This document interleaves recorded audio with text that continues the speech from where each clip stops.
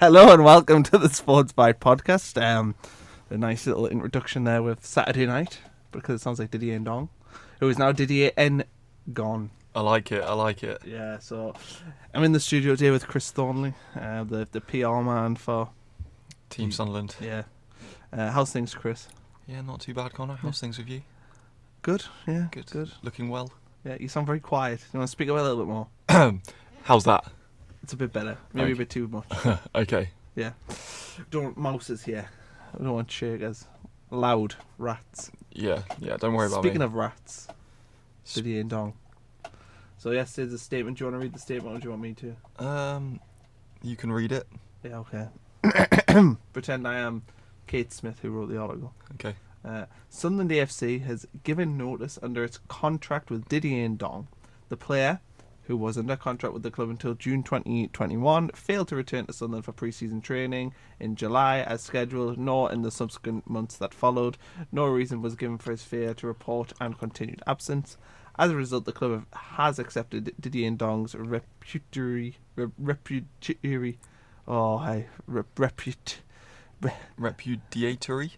Yeah, I know what it means. I just can't say it. It's a tough one.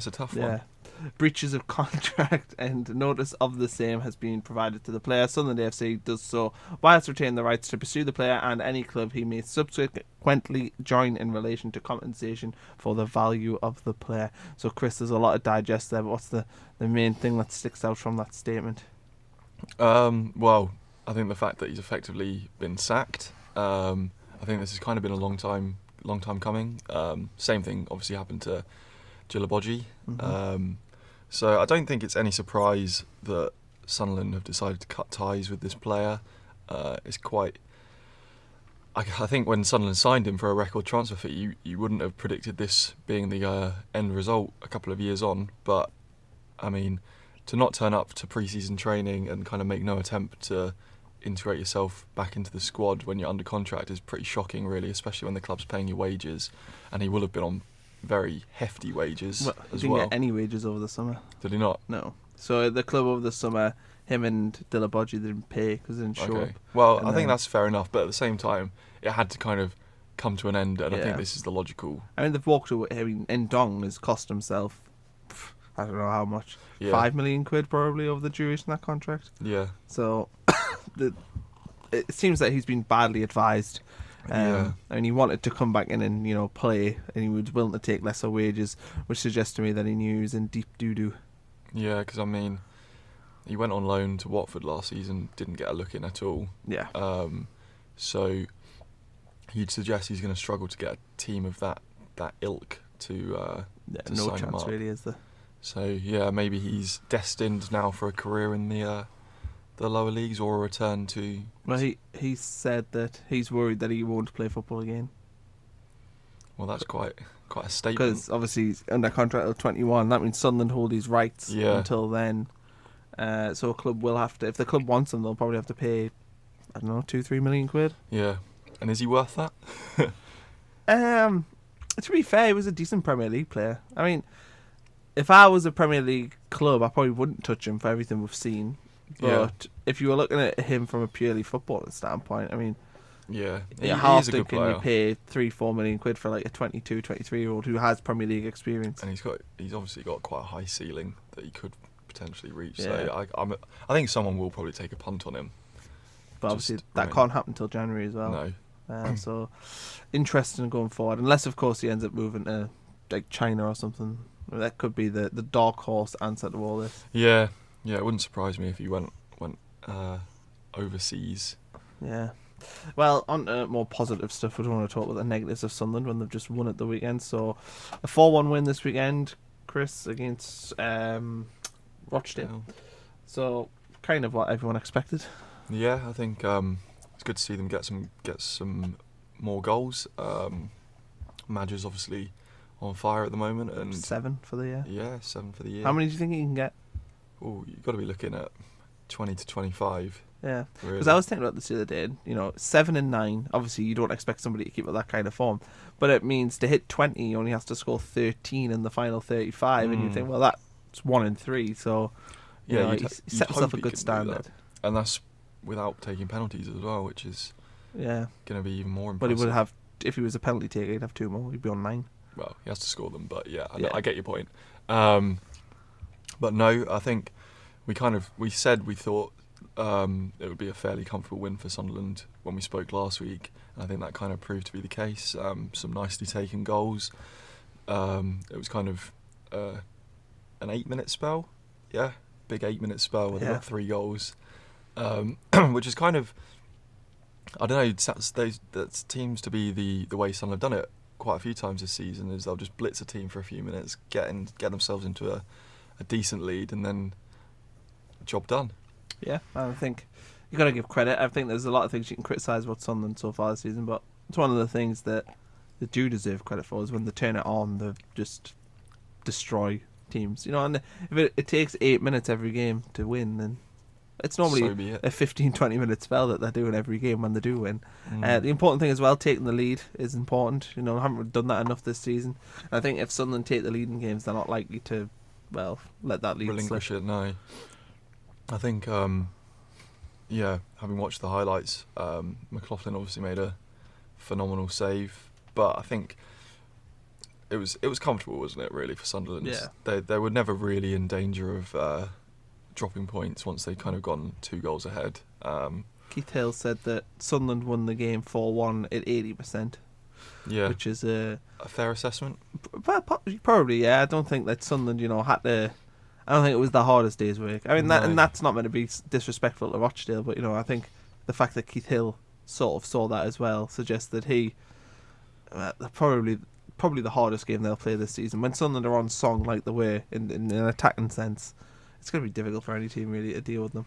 Yeah, I think maybe this has just been the way Sunderland have been playing all season, really, as they've kind of not really hit that top gear, but the results kind of have taken care of themselves largely.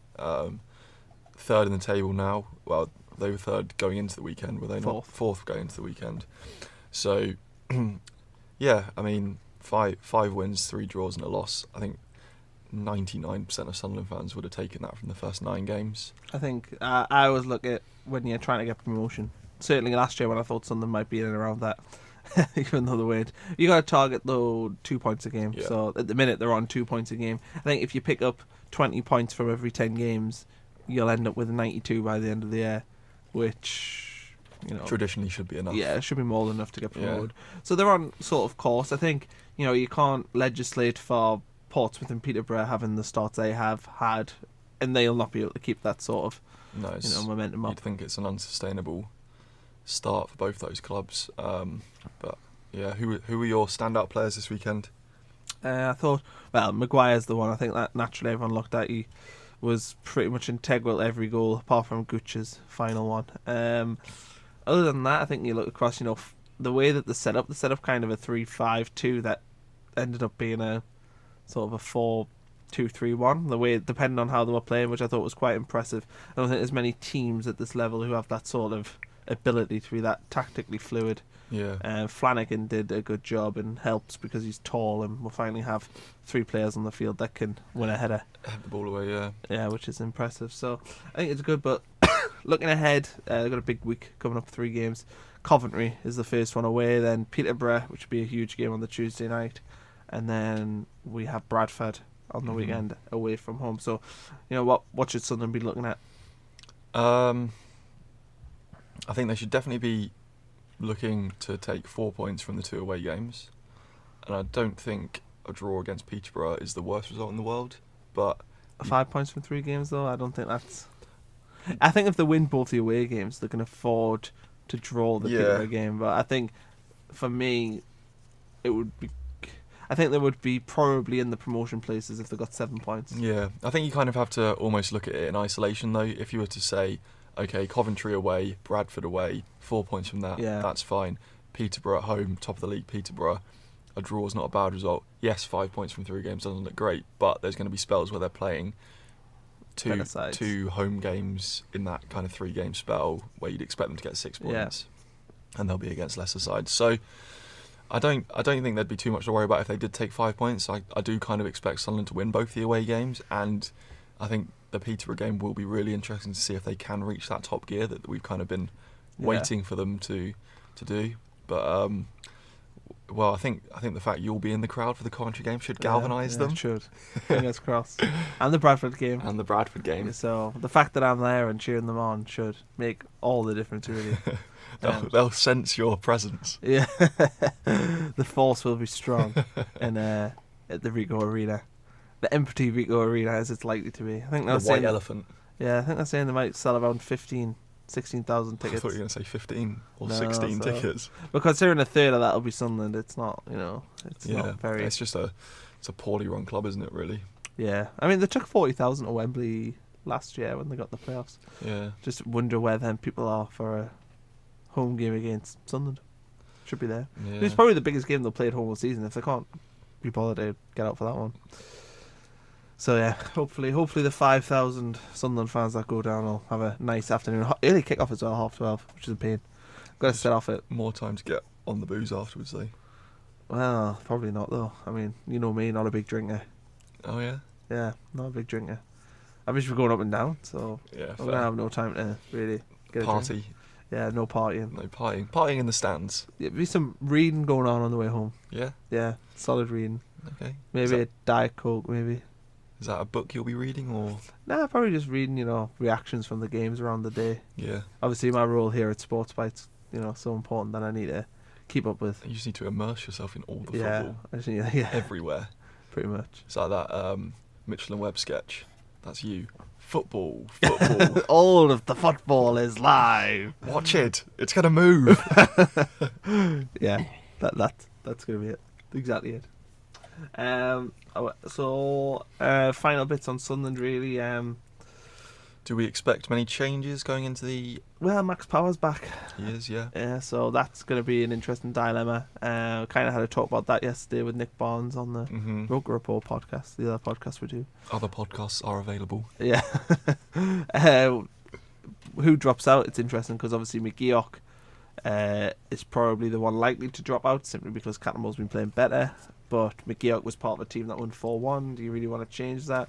McGeoch's also coming back from injury and got a full 90 minutes. Do you really want to not give him, that chance to build on it? And with 3 games coming up next week, it's, they're going to have to change the team around quite a bit. So Max Power should come in. He's the most rested. So I think he's going to want Max Power playing against Peterborough, isn't he? Yeah. So will he? He'll give him. I think he'll give him minutes at the weekend, whether he starts or not. Yeah, it's an interesting one. But then Max Power, though, I mean, I don't think that he should. I mean, last year he played every game for Wigan, so he shouldn't be the sort of player that needs resting. Whereas I think Cattermole probably is the kind of player that would benefit from. Yeah, so maybe he gives Cattermole a few days off. Yeah, he could have Cattermole skip the Coventry game. Yeah, because the Peterborough game he might deem as more important. It will be interesting. I think that's the good thing, though, is there's so many options. Like, you look at the bench at the weekend, you had Oviedo and McGeady on it. Yeah. I mean, it's almost a cheat code, isn't it? Yeah, it is. Having those two. Well, it's interesting. I was playing the new FIFA. Yes. And I did see you were tweeting very excitedly about the prospect. Yeah, I do like FIFA. I do like playing the old FIFA. I've only got like 3 hours left, though, of my EA access. Oh, really? Yeah. Comes on Friday, though. I don't see a reason. I mean, being at work and stuff, it's going to be difficult for us to really play it before then. So I think basically if my game comes on Friday but late, it's got a delivery between 7 a.m. and 7 p.m. Then it means I've got a few hours I can play it while it downloads and stuff. So that's what I'm going to save it for. But the point I was about to make was having McGeady and Oviedo on the left side is like cheating. Yeah. They're both internationals and shouldn't be playing League One, really. So are we all done with Sunderland? I think so. Shall we jump up? We'll talk a little bit about Gateshead. Big win at the weekend for them, 3-0 against Chesterfield. And I remember we were saying that was going to be a really hard game, and what the hell do we know? And Chesterfield only went it down to 10 men when it was 2-0. 2-0, yeah. Yeah, it's a big win for Gateshead and kind of keeps them in that playoff hunt. Yeah. I think, it's obviously a fantastic result away from home. I don't really know what more to say, having not seen the goals. I think I did read on Twitter that one of the goals was a bit special. There was the one on Look North last was night. It? Or North East tonight, and one of the ITV or BBC local programmes. Gateshead look good. Yeah, you've got to give them credit for that. And big game this weekend against Barrow. Obviously a derby, well, kind of roughly a derby game. I don't know if they'll say it that way. But Gateshead also released new ticket prices. I don't know if you saw that yesterday. I did see that, yeah. £10 for adults. Yeah, that's very... That's really good. Really good news for the kind of the region. I think that's going to help get more people through the gates. I'd be tempted to go. Yeah, same. I think, yeah, obviously it's going to be a decent standard of football, an affordable price. You can't really say no. I'm not sure, what was the price before, 20? I think it was like 15 or something. 15. I don't know. I've never been to a No. thing, but I think, £10, that's cheaper than what it is at Blythe. Yeah. It's cheaper probably than what it is at South Shield. So, they've made themselves they're the highest standard team, and they've made it far more affordable. And I think kids under the age of 12 get in for free with a paying adult. So, that's going to be easier for parents who want a nice cheap Saturday day out. £10, take you and the kids to the game. I think it makes a lot of sense. Yeah. Also helps, build the fan support up that, them 12-year-olds might want to come back in the future. Students get in for £5 as well. That'd be good for our university students if they ever want to go. So all around a good decision. Definitely. It's refreshing to see a team kind of reduce their prices as opposed to hiking them up. Yeah. So yeah, well done to Gateshead. Yeah, new owners as well. So yeah, maybe that's the way it's going to be for them. So Barrow this weekend, Eastleigh coming up after that, and Dagenham Redbridge. So 3 sort of games there where they could pick up points. 2 of them being at home, one of them being a close game. So that's good news for Gateshead. And hopefully you will see them. It's a good opportunity for them to kind of take advantage of the 2 home games in a row, and it's probably normally about 45 points to stay up. Yeah. So they're almost a win would see them halfway there, which I think for them is big, because I think Gateshead were expecting to be, that lower mid-table. Yeah, I'm not saying that. I don't think they were expecting to be in the relegation fight, but they could have easily got dragged in. Yeah, so it's big for them, and they've got a 10-point gap on the relegation zone right now, and they're only 6 points away from top of the league, Leyton Orient, who are undefeated. We'll move down now. Blythe, 3-3 draw this weekend against Nantwich, and the second leg is tonight. Well, second leg replay is tonight, so it's big for them to get a win, get into the FA Cup proper. Always good for the Coffers.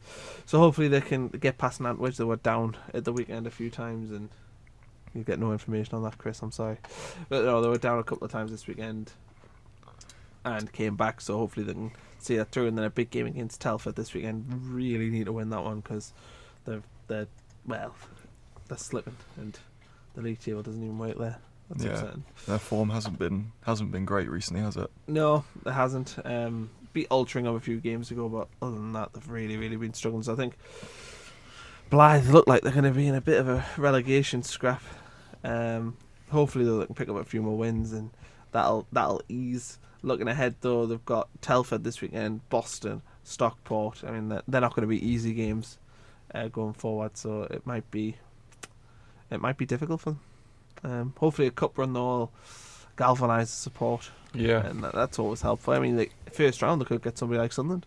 They could. Same with South Shields. Oh no, they went out against Stockport. We'll get on to them. Yeah, but yeah, it'd be interesting. Sunderland could draw Blythe Spartans, which would be the worst possible thing in my eyes. Really? You wouldn't want that, would you? No, it'd be horrendous. Because the thing is like, I would really want Blythe to win, in the sense that it's like, it'd be huge for them to get in the next round. Probably the biggest result in the club's history and all that sort of stuff. But then I would just spend the rest of my life getting rinsed. So it's lose-lose, really. Yeah, and I really wouldn't want them. If it was drawn at Croft Park, it would be even worse. Because it would be really hard for me to not support Blythe at Croft Park. But I couldn't go against Sunderland, so it's just terrible. Well, let's just hope they don't draw each other then. Yeah, it's weird, because I never ever, you don't think that when Sunderland are sitting in the Premier League and Blythe are sitting in the Conference North, that it would ever be a thing. But here we are. Here we are, with the potential that they'll meet in the first round. I mean, the very small chance that they do. There's a lot of other teams in there that they could draw. Yeah, but it would be big for Blythe, and it would probably be a big crowd, and they would get a third of the gate receipts, so it would probably salt them financially for the year. South Shields, as mentioned before, they lost against Stockport 2-1. No information on that one there, but I think it was a valiant effort from tracking the game on Twitter from South Shields' perspective.